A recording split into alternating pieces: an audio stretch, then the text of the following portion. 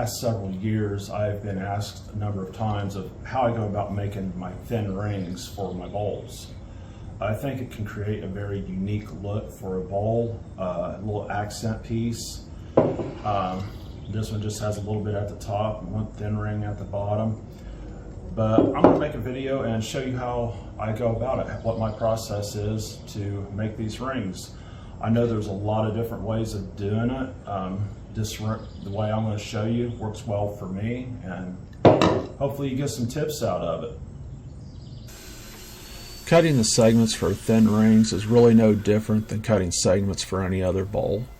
I'll cut the board to length, I'll join an edge and run that straight edge against my bandsaw fence to get the width I need. Then I'll cut the segments to length on the table saw. I prefer using a table saw over a miter saw, but that's just my personal preference. I'll lay out a strip of painter's tape and make sure there's no burrs on any of the edges that may interfere with my glue up.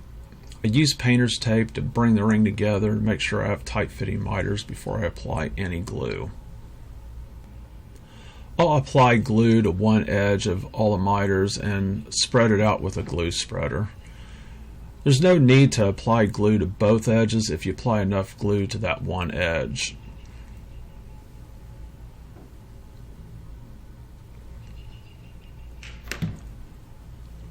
I'll bring that ring together and I will squeeze it together with a hose clamp with a little action from my impact driver. I will let the rings dry overnight and then I'll run them through my drum sander to get them flat. There's one thing I do differently in the milling process. I do leave these boards or these rings as thick as I can that I know that I'm going to be cutting down. That way I get as many rings out of it as possible. I may not use them now, but I will use them in the future. There are several different methods that you can use to make these rings into thinner rings. The method I have been using for a number of years is I've been using my bandsaw. Now you think you might be able to take your ring and hold it up against your fence and run it into the bandsaw. Now if I was to push this ring into a spinning blade, there's no support here to help support this ring. The blade would catch up here and it would cause this ring, possibly cause this ring to spin, causing damage to the bandsaw blade, injury to you. You do not want to do that. So I will show you my method of doing this a little safer. I've got a piece of MDF here. It's a 1/2 inch thick. Thickness doesn't matter. I wouldn't go anything less than a 1/2 inch. I've got a strip here glued onto the end to help give the ring support. And I've also put some polyurethane on mine. It's not necessary, but I use these a lot, so I just wanted something to give it a little bit more durability. I'm going to take some double-sided tape and tape it to this sled. I used to use hot glue, but I found the double-sided tape just moves the process along. I don't have to wait for the glue to dry. So I'm just going to take just a few spots. You don't need a ton of it.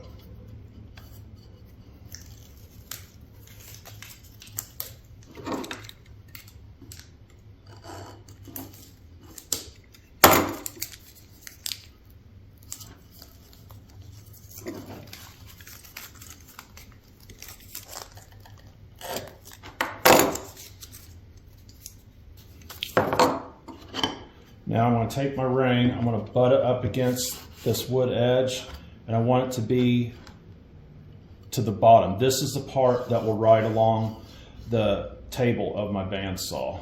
So I just want to kind of press this in place, kind of give it a twist, and I see it's pretty solid on there. So, and we're ready to cut. But now that I've got this ring double-sided tape to my sled, I can now place this ring up against my fence, and now I have support, full support of that ring to where it will not twist because it's taped to this board. So I'm going to go ahead and fire this up and get this cut. This is a new bandsaw, and I have This is the first time I've ever cut these thin rings on this bandsaw, so we're kind of experiencing this together for the first time. I was really impressed at how well it did cut it. You can see me using a push stick in the back there of the sled just to make sure I'm keeping my hands away from that spinning blade.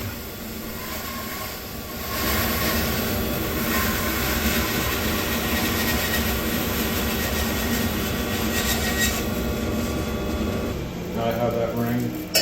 Now I have to do some sanding. I still have to run it through the drum sander, but I have that ring thin now, and I can get it down to the thickness I need and start gluing up my bowl.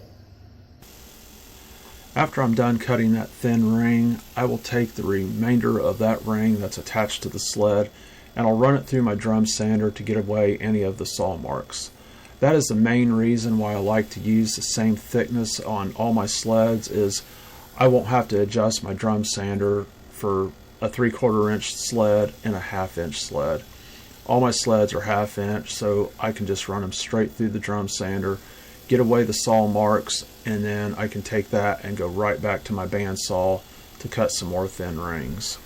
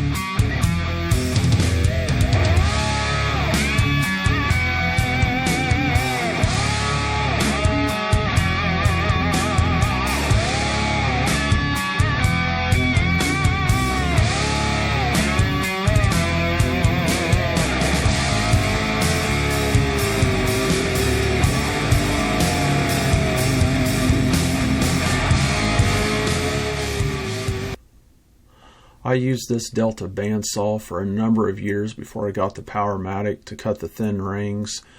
I've got a 6-inch riser block, so it will cut a 12-inch capacity. It's a 1-horse motor.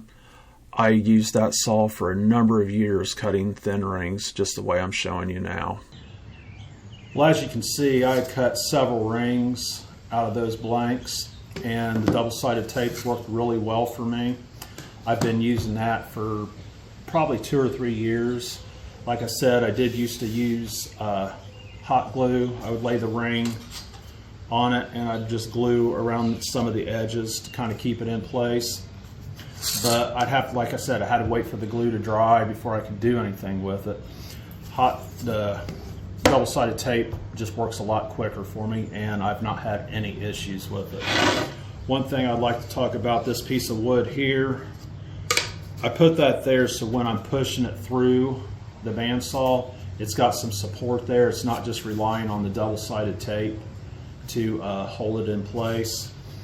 And when I have the ring glued on here, this final ring, I normally just consider that as a waste piece, because if I can get it off there without it breaking, great. If I can't, I've already considered that in my layout, because these pieces right here are pretty fragile. It's just ingrained glue up, so there's not a lot of support there, and they are pretty thin.